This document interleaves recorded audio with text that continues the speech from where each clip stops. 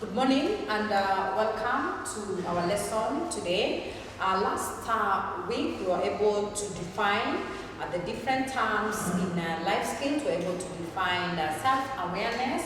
We were also able to describe the definition or to come up with the different terms that we get to when we are learning this particular unit. Remember, this unit is meant to assist us to be able to behave in ways and manners that are acceptable in an organization.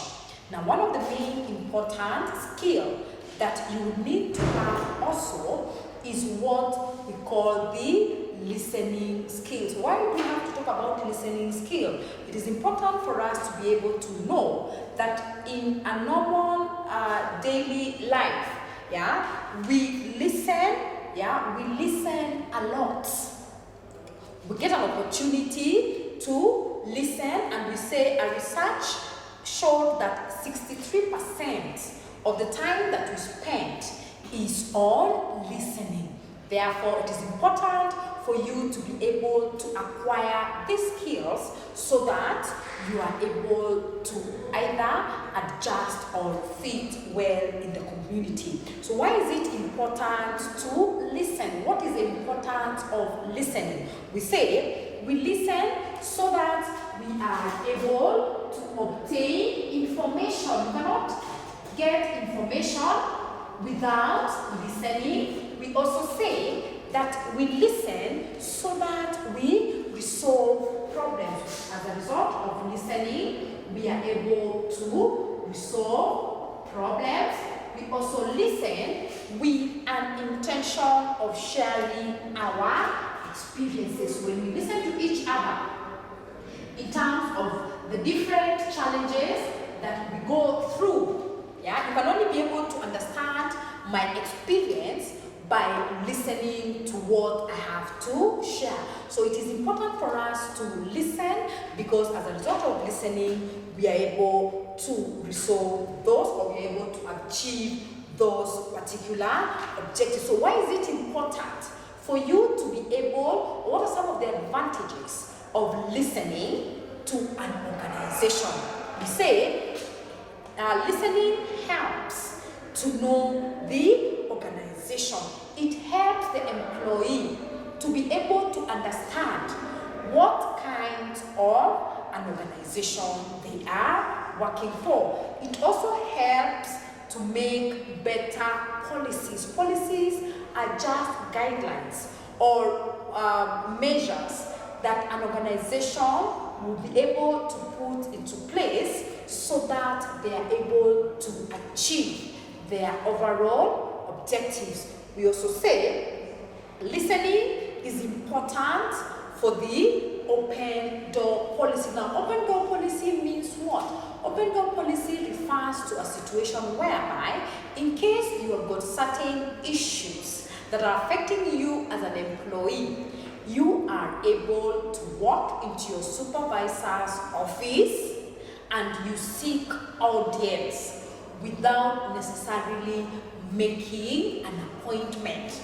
Now, open door policy, another example I can give of open door policy is a scenario, like for example here in school, you've got certain issues that are affecting you in terms of maybe fee issues, in terms of other personal issues. You can walk into the office of the head of the department or the branch manager or even the chief accountant, depending on the issue that you're going through, and you're able to resolve your issue. So that's what we call the open door policy. So as a result of listening, it enhances the open door policy. Also, listening is meant to, it's important for the success of areas which are sensitive.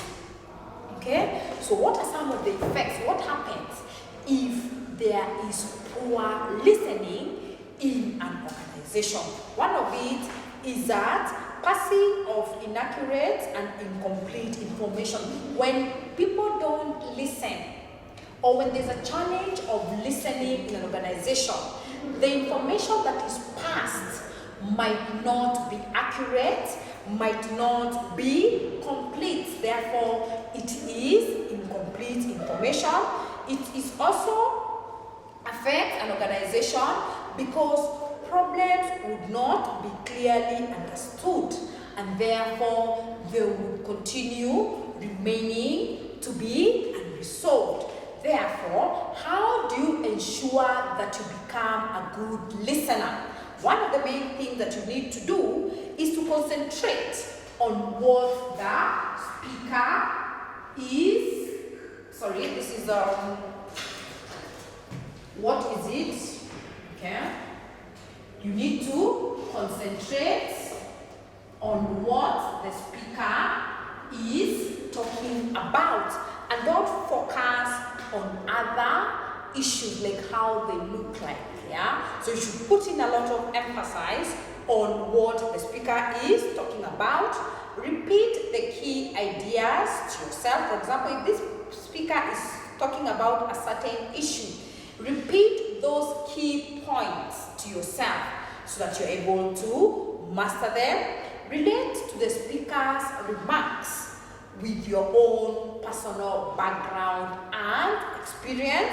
Also, do not let your mind wander. Yeah, bring your mind to the speaker so that you don't distract yourself. We've got different stages of listening. You don't just listen.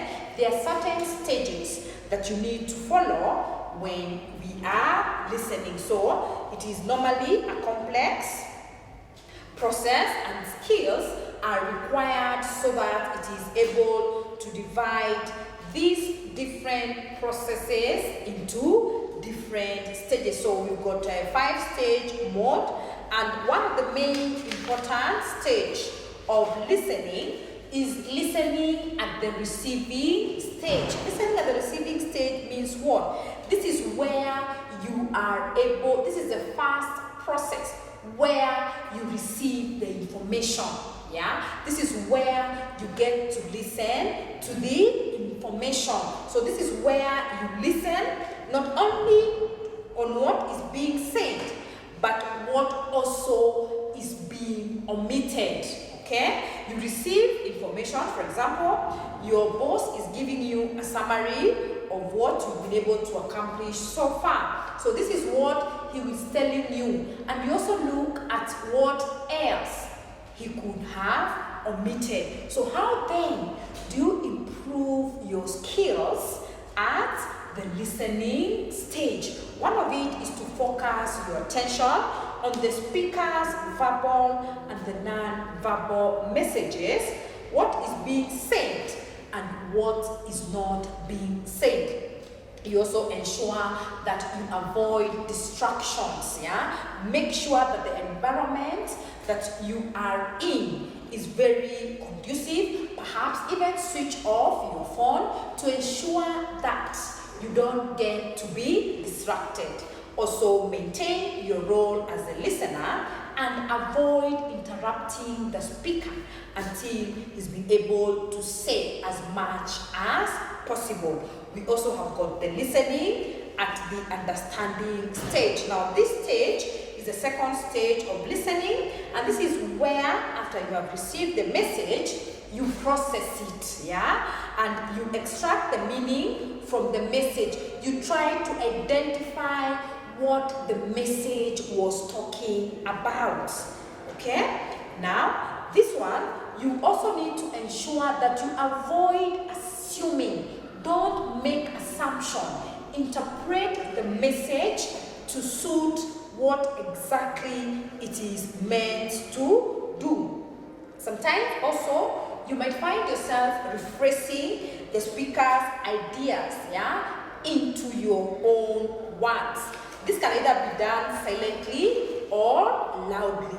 We also have got the listening and the remembering stage. Now, this stage is the third stage, and this helps if you received and understood the message, but you don't remember it. Yeah, if you want to remember something somebody said, yeah, this information needs to pass from the short-term memory, yeah, to a remember. For example, you can either use a phone. Maybe you can record this information, and perhaps you can be able to retrieve this information for you to be able to remind yourself what you were told before. Therefore, we also need certain skills to ensure or to improve on your remembering. One of it is to focus your attention on the central idea.